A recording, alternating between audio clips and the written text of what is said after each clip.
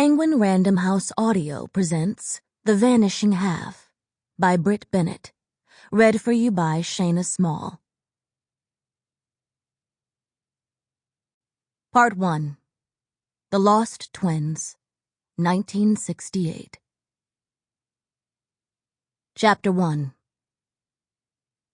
The morning one of the lost twins returned to Mallard, Lou LeBon ran to the diner to break the news, and even now, many years later, everyone remembers the shock of sweaty Lou pushing through the glass doors, chest heaving, neckline darkened with his own effort. The barely awake customers clamored around him, 10 or so, although more would lie and say that they'd been there too, if only to pretend that this once they'd witnessed something truly exciting. In that little farm town, nothing surprising ever happened. Not since the Veens twins had disappeared. But that morning in April 1968, on his way to work, Lou spotted Desiree Veens walking along Partridge Road, carrying a small leather suitcase. She looked exactly the same as when she'd left, at 16, still light, her skin the color of sand, barely wet. Her hipless body reminding him of a branch caught in a strong breeze. She was hurrying, her head bent, and Lou paused here, a bit of a showman. She was holding the hand of a girl, 7 or 8, and black as tar. "Blue black," he said, "like she flown direct from Africa." Lou's egg house splintered into a dozen different conversations. The line cook wondered if it had been Desiree after all, since Lou was turning 60 in May and still too vain to wear his eyeglasses.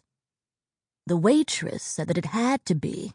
Even a blind man could spot a Veens girl, and it certainly couldn't have been that other one.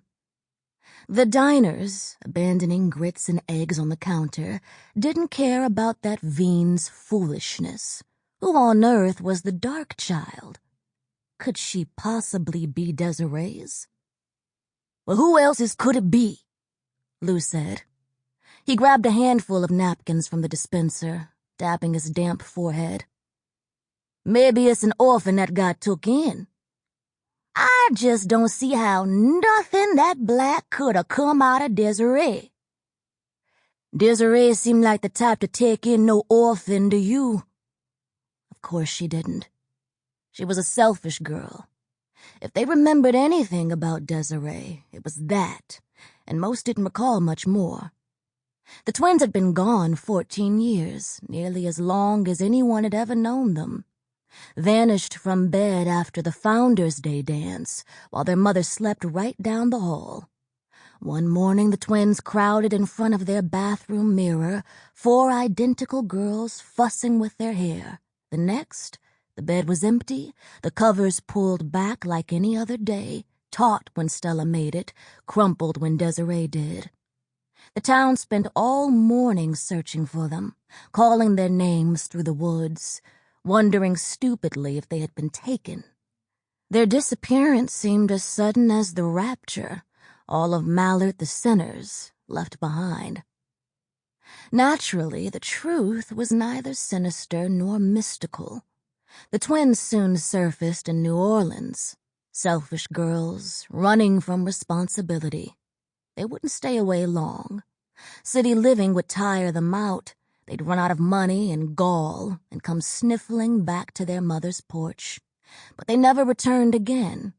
Instead, after a year, the twins scattered, their lives splitting as evenly as their shared egg. Stella became white, and Desiree married the darkest man she could find. Now she was back, Lord knows why. Homesick, maybe. Missing her mother after all those years, or wanting to flaunt that dark daughter of hers. In Mallard, nobody married dark.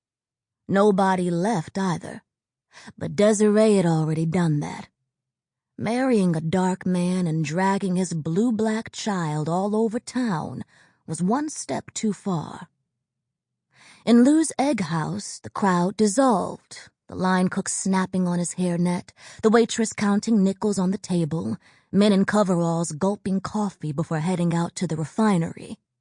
Lou leaned against the smudged window, staring out at the road. He ought to call Adele Veens. Didn't seem right for her to be ambushed by her own daughter, not after everything she'd already been through. Now Desiree and that dark child, Lord. He reached for the phone. "You think they fixin' to stay?" the line cook asked. "Who knows? She sure seem in a hurry, though," Lou said. "Wonder where she hurryin' to. Look right past me, didn't wave or nothing." "Uppity. And what reason she got to be uppity?"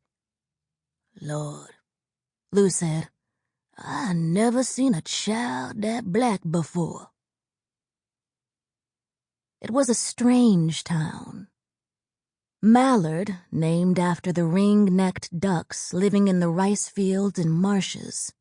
A town that, like any other, was more idea than place. The idea arrived to Alphonse de Cure in 1848, as he stood in the sugarcane fields he'd inherited from the father who'd once owned him. The father now dead, the now freed son wished to build something on those acres of land that would last for centuries to come. A town for men like him, who would never be accepted as white, but refused to be treated like Negroes. A third place. His mother, rest her soul, had hated his lightness. When he was a boy, she'd shoved him under the sun, begging him to darken. Maybe that's what made him first dream of the town. Lightness, like anything inherited at great cost, was a lonely gift. He'd married a mulatto even lighter than himself. She was pregnant then with their first child, and he imagined his children's children's children lighter still, like a cup of coffee steadily diluted with cream, a more perfect Negro, each generation lighter than the one before. Soon others came. Soon idea and place became inseparable, and Mallard carried throughout the rest of St. Landry Parish. Colored people whispered about it, wondered about it. White people couldn't believe it even existed. When St. Catherine's was built in 1938, the diocese sent over a young priest from Dublin who arrived certain that he was lost. Didn't the bishop tell him that Mallard was a colored town? Well, who were these people walking about? Fair and blonde and red-headed, the darkest ones no swarthier than a Greek. Was this who counted for colored in America, who whites wanted to keep separate? Well, how could they ever tell the difference? By the time the Veens twins were born, Alphonse de Cure was dead, long gone. But his great-great-great-granddaughters inherited his legacy, whether they wanted to or not. Even Desiree, who complained before every Founder's Day picnic, who rolled her eyes when the founder was mentioned in school, as if none of that business had anything to do with her. This would stick after the twins disappeared. How Desiree never wanted to be a part of the town that was her birthright.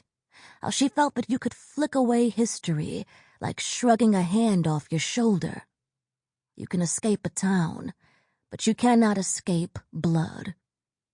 Somehow, the Veens twins believed themselves capable of both. And yet, if Alphonse de Cure could have strolled through the town he'd once imagined, he would have been thrilled by the sight of his great-great-great-granddaughters. Twin girls, creamy skin, hazel eyes, wavy hair. He would have marveled at them. For the child to be a little more perfect than the parents, what could be more wonderful than that? The Veens twins vanished on August 14th, 1954, right after the Founder's Day dance, which everyone realized later had been their plan all along. Stella, the clever one, would have predicted that the town would be distracted. Sun-drunk from the long barbecue in the town square, where Willie Lee, the butcher, smoked racks of ribs and brisket and hot links. Then the speech by Mayor Fontenot, Father Kavanaugh blessing the food.